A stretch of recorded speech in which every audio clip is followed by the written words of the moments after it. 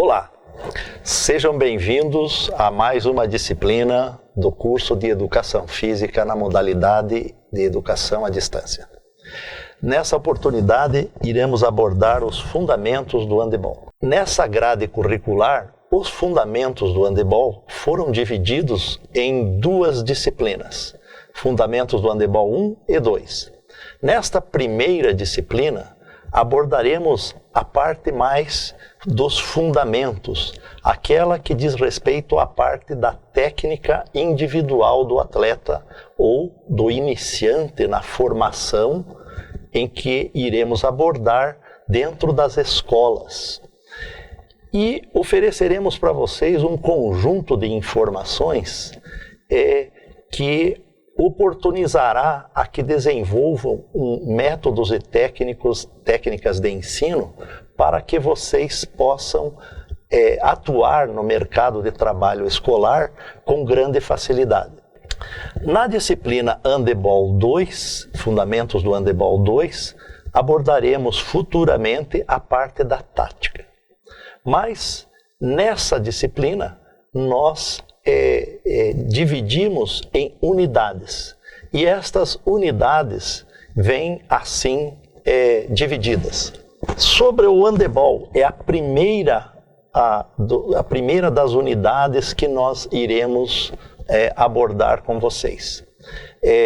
Esta parte sobre o handebol refere-se muito especificamente sobre a parte de movimentos que faremos, que teremos que ministrar para os nossos alunos, vai compreender a trajetória histórica. Vamos abordar como o handebol nasceu.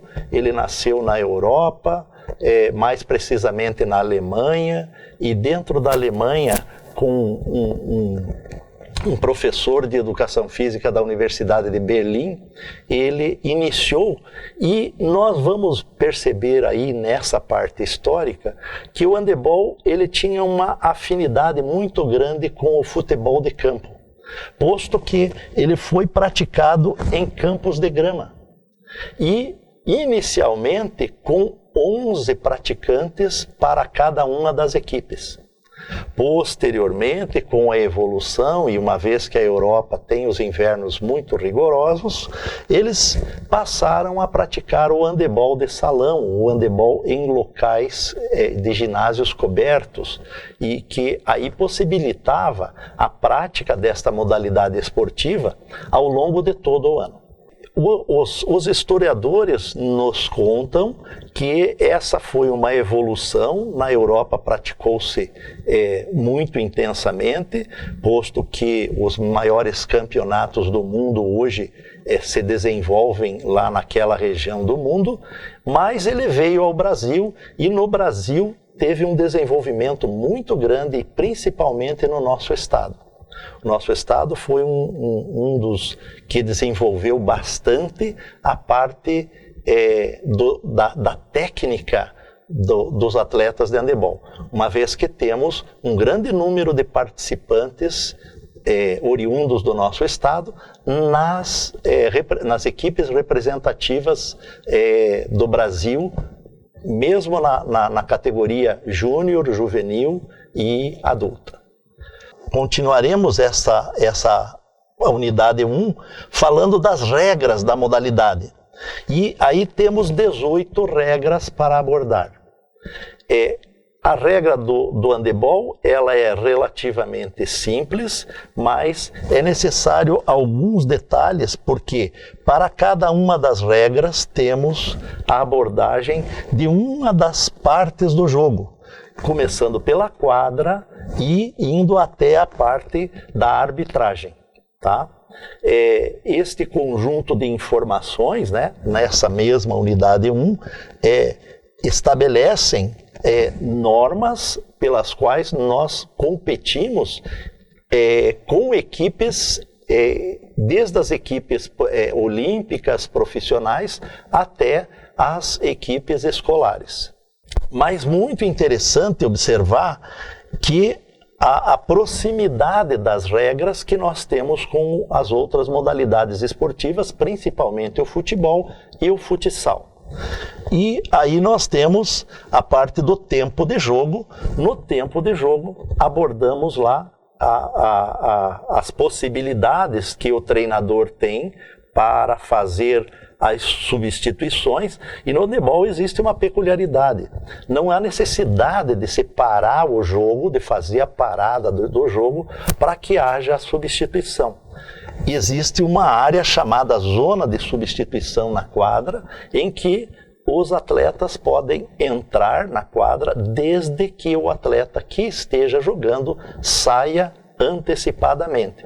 Então, há necessidade do atleta sair primeiro para depois o substituto entrar, porque senão ocorrerá uma infração à regra e aí nós teremos mais de 7 atletas dentro da quadra no tempo de jogo, enquanto o jogo está no seu decorrer, está andando. E os dois meios tempos em que os atletas jogam, os tempos oficiais, são 2 meios tempos de 30 minutos. Né? E aí nós percebemos aqui na parte superior do slide a questão do tempo de jogo e o intervalo. O intervalo entre os tempos de jogo é de 5 minutos. Tá? É o tempo suficiente para que os atletas tenham uma pequena informação com os seus treinadores, consigam respirar e voltar, fazer as respirações, voltar à calma, e aí retornam ao jogo. A baliza é a mesma baliza das dimensões que nós temos no futsal, que é bastante praticado na nossa região. Ela tem 2 metros de altura por 3 de largura. A única diferença que se estabelece na baliza é que a seção da baliza é quadrada com 5 centímetros de face. Tá? E diferente do futebol de salão, que a baliza é circular, é redonda, é um cano acilindrado, e no handebol tem a face reta justamente para não facilitar a entrada da bola quando a bola bate na baliza. Na sequência, observando ainda as regras do jogo, nós vamos ver que uma das coisas a se destacar é a parte da penalidade máxima, que no handebol chama-se tiro de 7 metros. Hoje, estamos com ênfase aí na Copa do Mundo e tal, verificamos que o pênalti no futebol de campo em especial, cria uma certa dificuldade para o atleta fazer a cobrança e, por outro lado, o outro atleta, que é o goleiro, fazer a defesa. Essas questões psicológicas da cobrança do pênalti hoje estão enfatizadas. Existem vários estudos, universidades de renome internacional fazem estudos, e aqui no nosso país temos várias delas, como a Universidade de São Paulo, a Universidade Federal do Rio de Janeiro, fazem estudos sobre os aspectos psicológicos, tanto da cobrança quanto da defesa do pênalti. E isto é originário do handebol.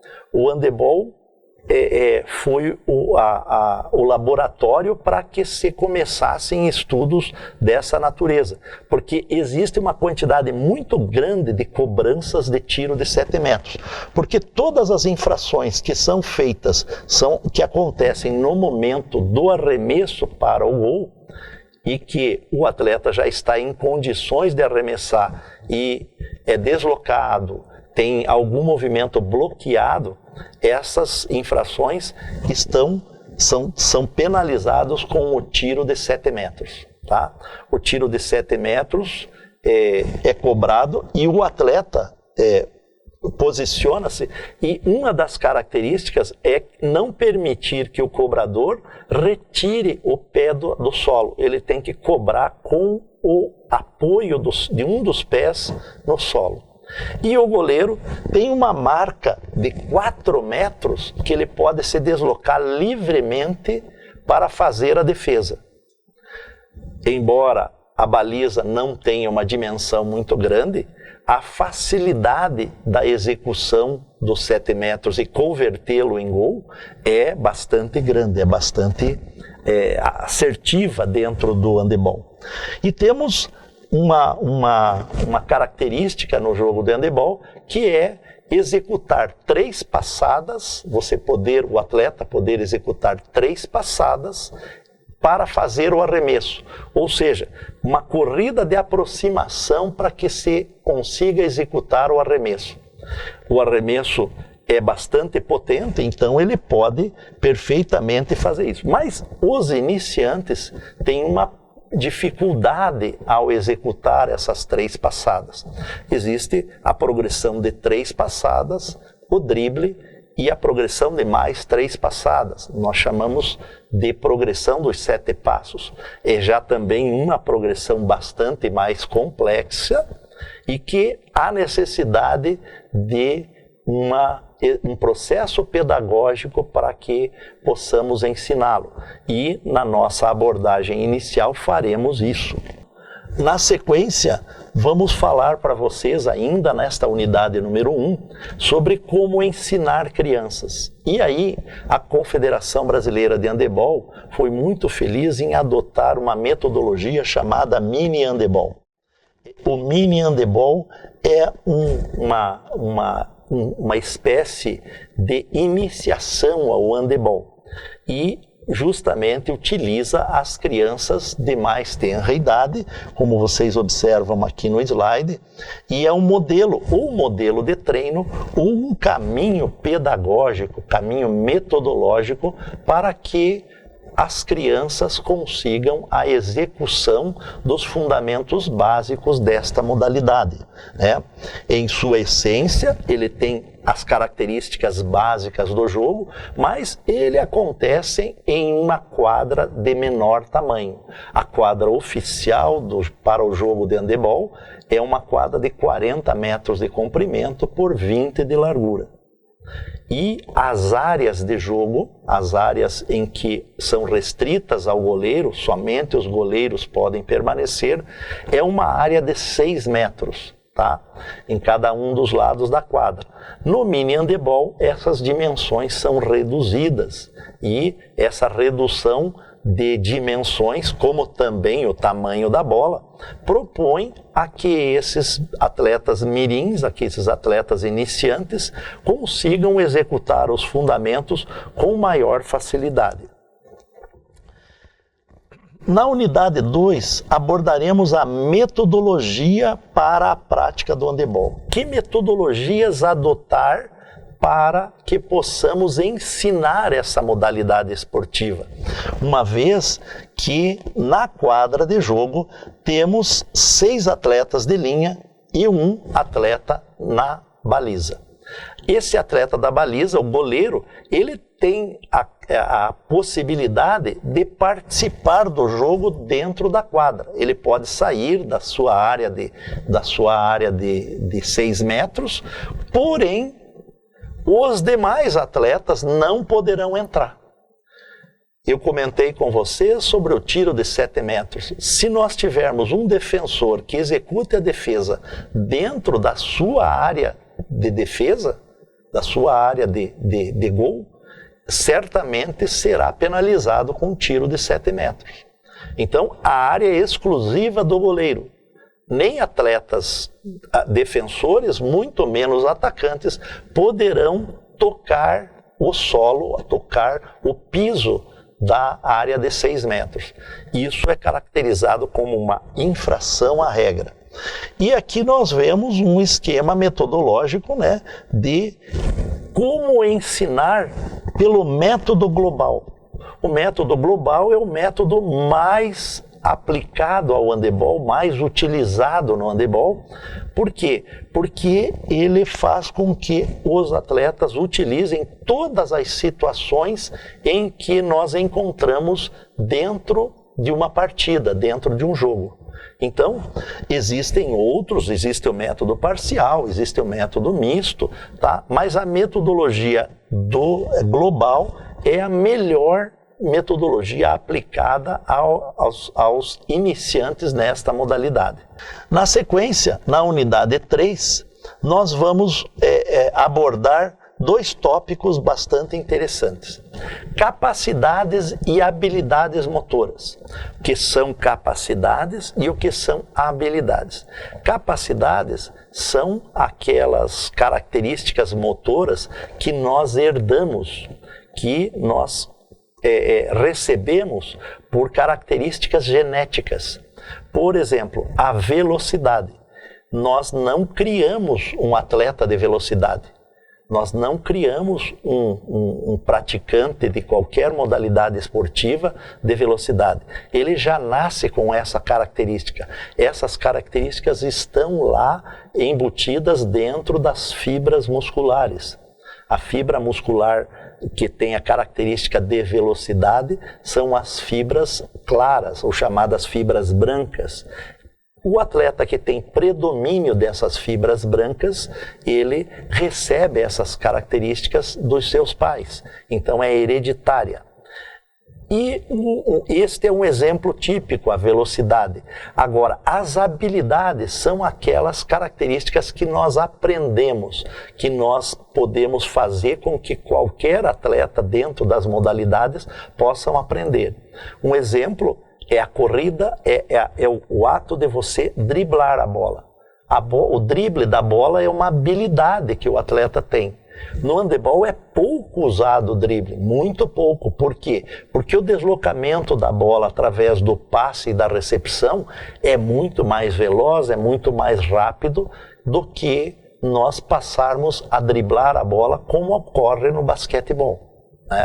O basquetebol obriga-se que o atleta, ao deslocar-se com a posse da bola, desloque-se driblando. No handebol também é permitido o drible, porém é pouco utilizado. Por quê? Porque das dimensões da quadra são bastante mais amplas do que no basquete e a necessidade de um deslocamento com muito maior velocidade. E os fundamentos do handebol. Vamos abordar, além dessas capacidades e habilidades, nessa mesma unidade, os fundamentos. Os fundamentos do handebol são todas as características com as quais o atleta desenvolve a sua técnica individual. Por isso, essa técnica individual, toda ela é baseada nas habilidades motoras, ou seja, movimentos aprendidos para que nós possamos desenvolver melhor a modalidade esportiva. E aí, dentro do handebol, a principal característica de fundamento é o passe. E o passe ele precisa de ter 2 componentes: a execução da saída da bola da mão do passador e a capacidade do atleta que irá receber de amortecer essa bola e dominá-la. Então, o domínio de bola está embutido dentro do passe, na característica de passar e de receber. Tá? E a bola de handebol tem uma medida especial tanto para homens quanto para mulheres, tanto medida e peso, e nós vamos abordar tudo isso dentro desse conjunto de informações. Por quê? Porque a maior parte do tempo o atleta segura a bola com uma das mãos, como está aqui demonstrado nesta figura. Tá? Então, ele consegue segurar a bola com uma das mãos e faz movimentos rápidos com ela. E demonstra aqui, nessa outra figura, o movimento do arremesso. O movimento do arremesso, o atleta faz com que ele utilize o eixo maior do corpo, ou seja, o eixo da mão, do braço, ombro, tronco, até a perna de apoio, até o ponto em que o pé está apoiado no chão, fazendo uma grande alavanca e propiciando um arremesso com bastante potência. Este é um arremesso por cima do ombro, a característica de um arremesso por cima do ombro, fazendo com que a bola tenha uma grande velocidade e propiciando bastante dificuldade para o goleiro fazer uma defesa. E aqui mostram, nessas figuras dessa parte superior, várias outras características do jogo. Nós temos passes das mais variadas formas, passes parabólicos, passes diretos, passes picados, e isso nós temos que oferecer oportunidades para que os nossos iniciantes aprendam antes da execução do jogo, e aí, quando eles estiverem em situação de jogo lá naquele método global que eu anteriormente abordei, vocês terão a oportunidade de fazer com que os seus atletas, ou avaliar dentro de cada um dos iniciantes, as possibilidades que eles aprenderam, ou em que percentual esses iniciantes aprenderam a execução desses fundamentos. Aqui mostra uma aproximação, uma equipe na aproximação, um atleta fazendo a aproximação, e aí a execução daqueles 3 passos de aproximação, fazendo com que o atleta faça uma corrida de aproximação, embale o corpo, e aí a linha de defesa. E aí mostra um detalhe interessante, que eu não falei anteriormente. Eu falei na linha de 6 metros, que é a linha que o goleiro é exclusiva de ação do goleiro, da equipe defensora, mas não falei desta linha tracejada aqui. Esta linha tracejada é a linha de 9 metros, a linha com a qual todos os tiros livres, ou seja, havendo qualquer falta, qualquer infração à regra, se a bola bater no pé do atleta, é uma infração à regra, você não pode fazer a defesa com os pés, né? Só é permitido do joelho para cima, quer dizer, se bater em qualquer outra parte do corpo do joelho acima, é normal, segue o jogo, joga normalmente, a regra permite que isso aconteça, mas se o atleta fizer uma defesa com o pé, é uma infração, e essa infração à regra é penalizada com tiro livre. E o tiro livre sempre é cobrado fora dessa linha de 6 metros. Então, isso nos mostra a versatilidade do handebol. E é uma modalidade bastante praticada. A grande maioria dos iniciantes, das crianças e adolescentes, gostam muito dessa modalidade por causa da velocidade da execução.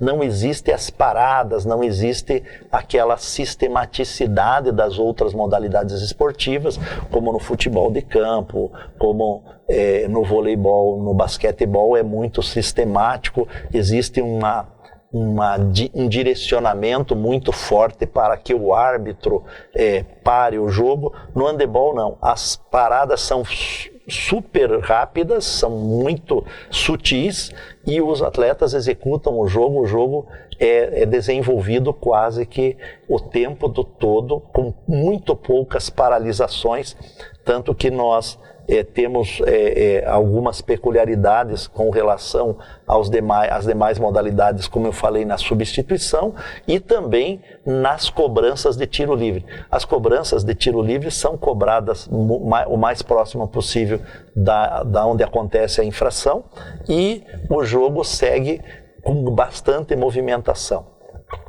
E mostramos aqui, finalmente, mostramos para vocês que hoje se pratica handebol em inúmeras situações. Não precisa necessariamente ter uma quadra, um ginásio, condições muito especificadas. Hoje se pratica o beach handebol, quer dizer, nós temos o handebol praticado em praias, né? A Confederação Brasileira estimula bastante esta prática ao ar livre, fazendo com que as pessoas utilizem essa modalidade esportiva de forma recreativa, né? E não é porque se pratica em outro ambiente, em outras condições, que os fundamentos não são exatamente os mesmos aqueles que são praticados dentro dos grandes ginásios nas competições de alto rendimento.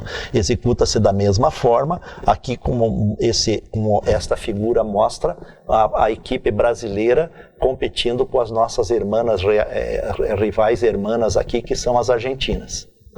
Esse mostra muito bem, essa figura aqui, a execução de um arremesso de ombro numa condição de competição internacional, e aqui praticando o handebol na praia. Quer dizer, os fundamentos são basicamente os mesmos. A única diferença é que na praia temos muita dificuldade de fazer o drible da bola. Então, para fazer uma progressão de 7 passos, ficaria bastante prejudicada, porque a bola não tem a força de reação do solo para voltar para a mão do atleta, como acontece numa quadra lisa, numa quadra de condições oficiais.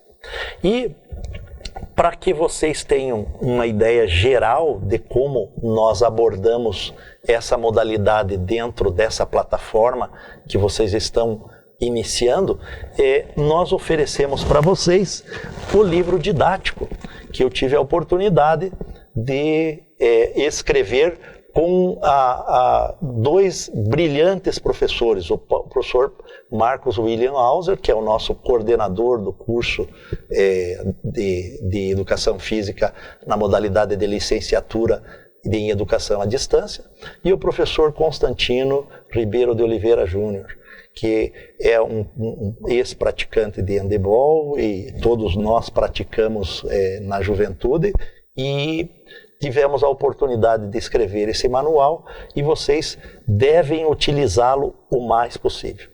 Quaisquer dúvidas, procurem o tutor da sua turma, não hesitem em procurar, em fazer os questionamentos nos fóruns, e esse formador estará também à sua disposição para a elucidação dessas dúvidas. Muito obrigado.